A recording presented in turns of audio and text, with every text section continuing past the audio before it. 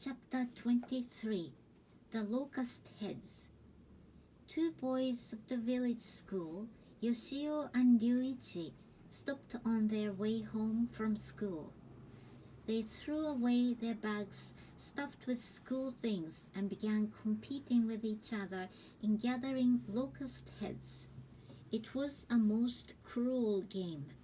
You caught a locust, put it on your sleeve, and twisted its abdomen off, leaving its head stuck on the sleeve. "I've got 5," said Yoshio, grinning slyly. "I'm going to catch up with you soon," said Ryuichi a little impatiently, with his forehead sweaty. "You know, the one who gathers 10 heads first wins, all right?"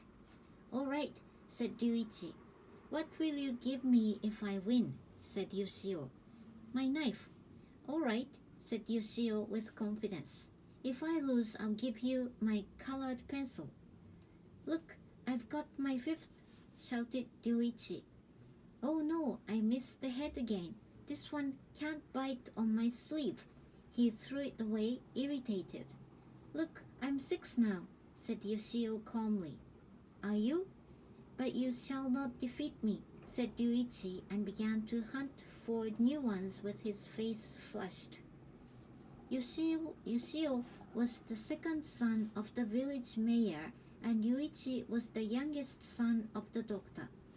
They lived next door to each other and often played together. But there was a sort of rivalry between the two families, which never failed to affect the two boys in some way. As a result, they were not very friendly with each other. Ryuichi, the doctor's son, was simple and easily flattered and had a clumsy hand. On the other hand, Yoshio, the mayor's son, was a little too forward for his age and cunning. He sometimes hinted to Ryuichi that his parents were not very respectable persons. In the game of betting, Yoshio was always the winner. That was the reason why he managed to start the locust gathering game with Ryuichi through a little flattery. Just then, Jiro came by, dragging his sandaled feet. These days he did not play with his friends so much as he used to. He often went back by himself. "Hi, Jiro-chan," said Yoshio to him. "I'm going to win." Jiro turned and saw all the locusts on their sleeves. He felt sick, although he had often played the game himself. Such a cruel one, to take life of a creature, did not suit his feelings these days, but he watched the two boys competing each other. Ryuichi became more restless as he was aware that he was being watched by Jiro. He tried to force the locusts fast against his sleeve, but it only worked to make them less likely to take hold there. "I'm already 8, Ryu-chan," said Yoshio, casting a side glance to him. When he saw Yoshio taunting Ryuichi so calmly, Jiro felt angry with him. In fact, he didn't like him very much either. "Stop this, Ryu-chan," he said. "It's no fun, is it?" "No, I won't," he cried. "I'm going to catch up with Yoshio-chan." "If you give up, you'll lose." "All right," Yoshio reminded Ryuichi slyly. His 9th locust was biting on his sleeve. "Look here," he said. "I'm 9 already, only one more for me." As he pulled its belly out, a string of thin, white flesh was seen hanging from its head, shining in the sun. Jiro fell into a sympathetic mood with the poor creature. He remembered the face of his deceased grandfather, but it was just for a moment. The next moment, he rushed to Yoshio and tore off all the locust heads violently. "You cheeky thing!" cried Yoshio. "What's this you've done?" He yelled as he raised his fists. He shouted at Jiro, but it was rather in defense, for he was swaying backward. Only his eyes were burning with anger like a weasel's. "Let's go, Ryu-chan," said Jiro to him calmly. Ryuichi was watching the scene with a locust in his hand. He threw it away when he was called by Jiro and said, "Are you coming to my house, Jiro-chan?" "Yes, I am," he said, and started with Ryuichi. As he walked with Jiro, Ryuichi pulled the locust heads off his sleeve one by one. "I won't let you forget this, both of you," said Yoshio in a trembling voice with rage. Chapter 24. The Wild Fighting. Ryuichi and Jiro walked along the chilly, drug-scented corridor by the consultation room, went up the stairs of the earthen storehouse, and reached Ryuichi's room. In one of the walls were set several shelves in which a lot of playthings were placed, such as picture books, toys, and so on. It was dim and cool inside. Jiro liked to stay there with Ryuichi, who was his only playmate these days. So he often visited his house, but in some way it was through his egoism rather than through his sincere wish to play with Ryuichi. He was more interested in reading and drawing in the room. It was a very suitable place for Jiro, who had lately been more interested in such quiet activities than rough play outside. He could read a lot of interesting books and at the same time feel at ease there. He also had a chance to see Ryuichi's sister, who sometimes came upstairs to have a talk with them. Jiro was fond of her. She was assisting her father as a nurse after graduating from high school the previous year. Whenever he saw her, Jiro wished that he also had such a sister. As soon as they entered the room, Ryuichi and Jiro took out their favorite things from the shelves to amuse themselves with. Ryuichi was the type who got easily tired of playing. Besides, he would leave everything scattered, and Jiro made it a rule to do as Ryuichi does. As a result, the room was in a mess soon. Then Haruko appeared at the top of the stairs, a fair-skinned and round-cheeked young woman. "What a mess this is," she said. "I just tidied it up this morning." "Don't you have any sweets today, Haruko?" said Ryuichi. "How can I give you sweets in such a disordered room?" she said, looking at her brother with tightened brows. Her eyes, however, did not show anger. How sweetly Ryuichi was scolded by his sister. How sweetly Ryuichi was scolded by his sister. Jiro envied him. "I'll hit you if you don't give any," shouted Ryuichi, lifting a rolled picture book in his hand. "Jiro-chan will laugh if you do such a thing," she said. "Clear up this room. Let me give you the candies then." Haruko set out to tidy up the room herself. Jiro wanted to help her, but felt somewhat out of place and stood there vacantly looking at Ryuichi. Then she said to him, "You are a good boy, Jiro-chan. You can help me, can't you?"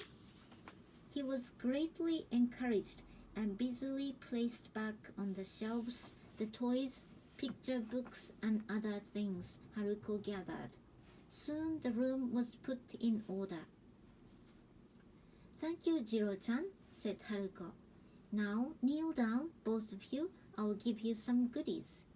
She also sat down in front of them, wiping away the sweat around her mouth with her soft handkerchief. "What can we have today, Haruko?" said Ryuichi, leaning on her back. "Oh, it's too hot," she chided him. "Take your hands off. Did you lend me your hand at all?" She took out a small paper bag. There were 10 sweets.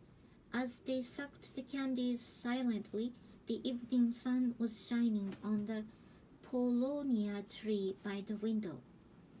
It was so calm in the room. Then Jiro remembered that he had to go home and felt lonely. "By the way, Jiro-chan," said Haruko, "didn't you have a fight with Yoshi-chan?" She was looking at the two boys seriously. "It's nothing," said Ryuichi, rolling his candy in his mouth. Jiro was silent. "But it seems strange," she said, bending her head to one side. "Why?" said Ryuichi.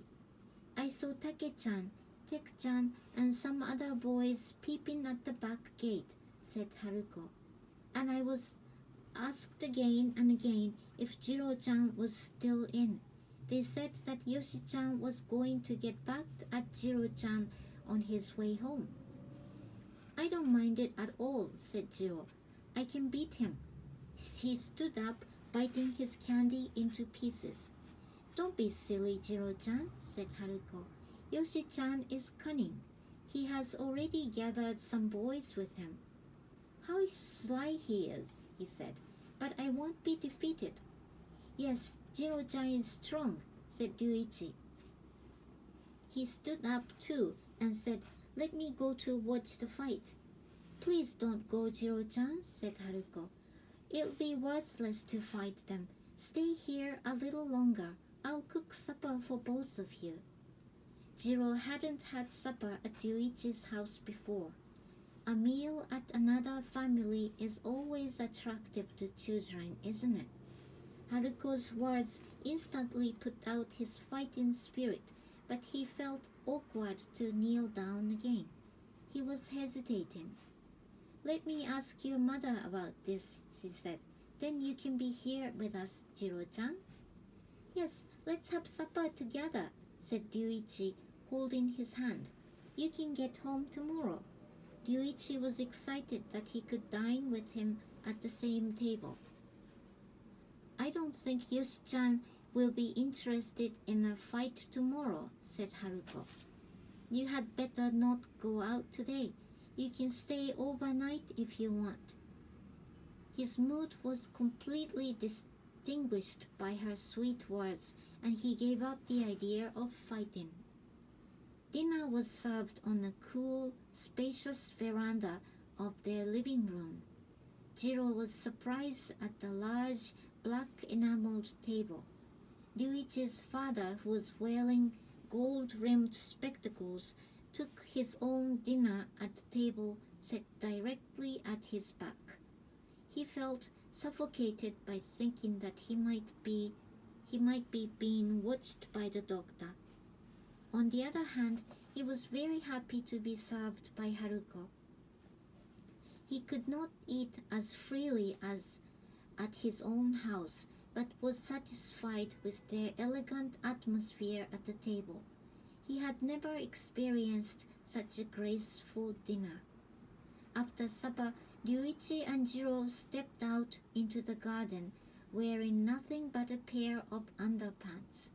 They enjoyed arm wrestling on the garden bench. Each time Jiro won. He wished to lose to Ryuichi once or twice, but he never looked regretful at his defeat. "The first star! I found it," said Ryuichi unexpectedly, pointing to the western sky where Venus was shining brightly.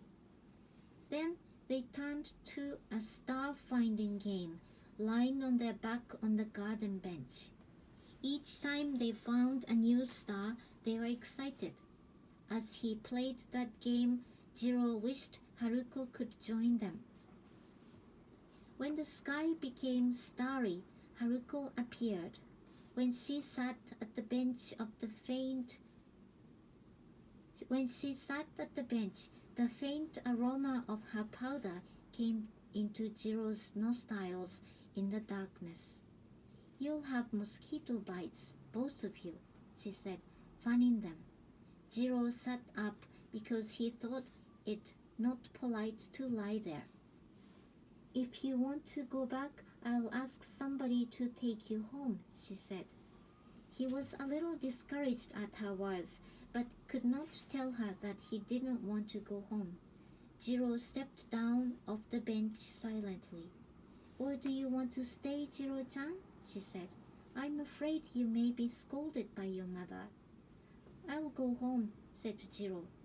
"All right," she said so lightly he felt a little disappointed again.